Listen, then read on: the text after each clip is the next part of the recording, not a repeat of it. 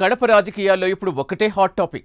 గెలిచింది ఎమ్మెల్యే మాధవిరెడ్డి అయినా నియోజకవర్గంలో అసలు చక్రం తిప్పుతోంది ఎవరు? ఎన్నికల ముందిచ్చిన మోడల్ సిటీ, నా భరోసా హామీలు ఎందుకింకా కాగితాలకే పరిమితమైపోయాయి? నగరంలో రోడ్లు, డ్రైనేజీ సమస్యలతో జనం అల్లాడిపోతుంటే అధికార పార్టీ నేతలు మాత్రం ప్రోటోకాల్ వివాదాలు, పదవుల పంపకాల్లో బిజీగా ఉన్న విమర్శలు వస్తున్నాయి. మరోవైపు గెలిచింది భార్య, కానీ శాసిస్తోంది భర్త అంటూ కడపలో నడుస్తున్న షాడో పాలిటిక్స్పై ప్రతిపక్షాలు మండిపడుతున్నాయి. అసలు కడప టీడీపీలో ఏం జరుగుతోంది?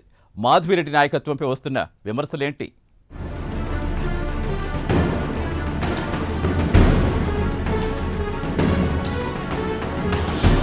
కడప టీడీపీ ఎమ్మెల్యే రెడ్డప్పగారి మాధవిరెడ్డి రూటే సెపరేటు. వాస్తవానికి ఏపీ ఎన్నికల్లో ఆమె గెలుపే ఓ సంచలనం. కడపలో 30 ఏళ్ల తర్వాత నవాబుల పాలనకు తెరదించారు. వైసీపీ అభ్యర్థి అంజాద్ బాషాపై మాధవిరెడ్డి విజయం సాధించారు.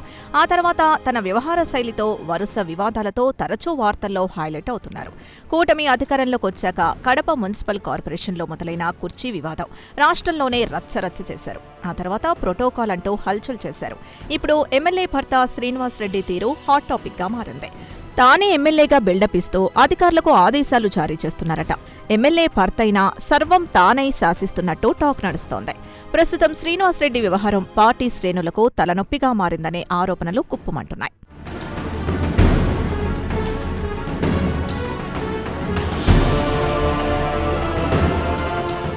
ఇకపోతే ఎన్నికల సమయంలో కడప నగర వీధుల్లో నా భరోసా అంటూ మాధవిరెడ్డి ఇచ్చిన హామీలు సామాన్య ఓటర్లలో కొండంత ఆశలు రేకెత్తిస్తున్నాయి.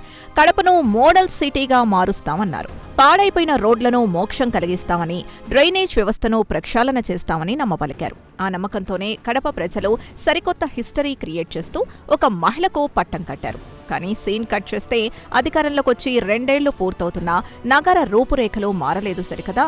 సమస్యలు మరింత జటిలమయ్యాయనే అసంతృప్తి స్థానికుల్లో వ్యక్తమవుతోంది.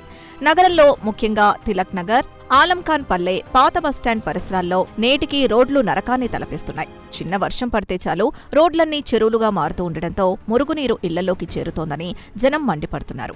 క్షేత్రస్థాయిలో సమస్యలు పరిష్కారం కాకపోయినా రిబ్బన్ కటింగ్లు, భూమి పూజలు, ఫోటో సెషన్లు మాత్రం జోరుగా సాగుతున్నాయంటూ సోషల్ మీడియాలో ట్రోల్స్ నడుస్తున్నాయి. కేంద్ర, రాష్ట్ర ప్రభుత్వాల నుండి ప్రత్యేక నిధులు ఎందుకు తీసుకురాలేకపోతున్నారంటూ పాలకుల సమర్థతపైనే ఇప్పుడు ప్రశ్నలు వెల్లువెత్తుతున్నాయి.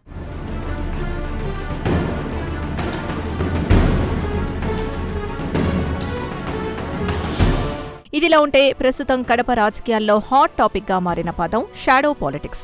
గెలిచింది మహిళా ఎమ్మెల్యే అయినా తెర వెనుక, తెర ముందు అంతా ఆమె భర్త, regional coordinator R Srinivas Reddy నడిపిస్తున్నారనే విమర్శలు చోరందుకున్నాయి.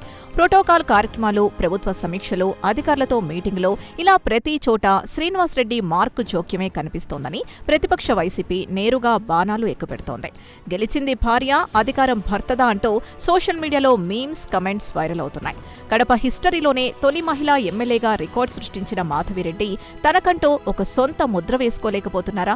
ప్రతి నిర్ణయంలో భర్త ఆధిపత్యమే నడుస్తోందా అనే అనుమానాలు రాజకీయ వర్గాల్లో వ్యక్తమవుతున్నాయి.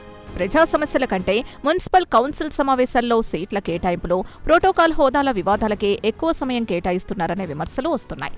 సింప్లిసిటీ పేరుతో ఎస్కాట్ వాహనాలు తగ్గించుకుంటే సరిపోదని, ప్రజల కష్టాలు తీర్చినప్పుడే అసలైన లీడర్ అనిపించుకుంటారంటూ విపక్షాలు కౌంటర్లిస్తున్నాయి.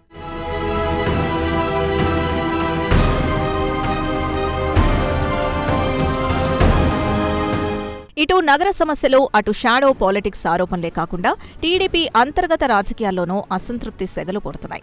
ఆర్ శ్రీనివాస్ రెడ్డి జిల్లా అధ్యక్షుడిగా బాధ్యతలు తీసుకున్న తర్వాత పార్టీని నమ్ముకొని దశాబ్దాలుగా ఉన్న పాత క్యాడర్కు ప్రాధాన్యత దక్కడం లేదనే టాక్ గట్టిగా వినిపిస్తోంది. ఇక కూటమిలో భాగమైన జనసేన, బీజేపీ నాయకుల్ని అస్సలు పట్టించుకోవడం లేదనే ఆరోపణలు ఉన్నాయి. ఎన్నికల్లో రాత్రింబవళ్లు కష్టపడి గెలిస్తే ఇప్పుడు పదవుల పంపకాలు, కాంట్రాక్టుల వ్యవహారాల్లో కేవలం తమ సొంత అనుచరులకే పెద్దపీట వేస్తున్నారంటూ మిత్రపక్షాల నేతలు లోలోపల రగిలిపోతున్నారట.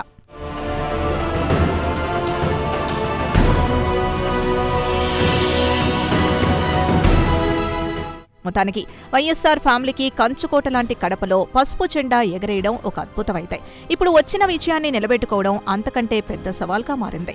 అభివృద్ధి పనుల్లో వెనకబాటుతనం, పార్టీలో పెరుగుతున్న అంతర్గత విభేదాలు, షాడో పాలిటిక్స్ విమర్శలు ఇవన్నీ కడప టీడీపీ లీడర్షిప్కు పెద్ద తలనొప్పిగా మారాయి. అయితే ఈ విమర్శల్ని ఎమ్మెల్యే అనుచరులు కొట్టిపారేస్తున్నారు. విమర్శలెన్నొచ్చినా అభివృద్ధి చేసి చూపిస్తామని ధీమా వ్యక్తం చేస్తున్నారు. చూడాలి మరి కడప గుమ్మంలో మొదలైన ఈ రాజకీయ దుమారం మున్ముందు ఎలాంటి మలుపులు తీసుకుంటుందో.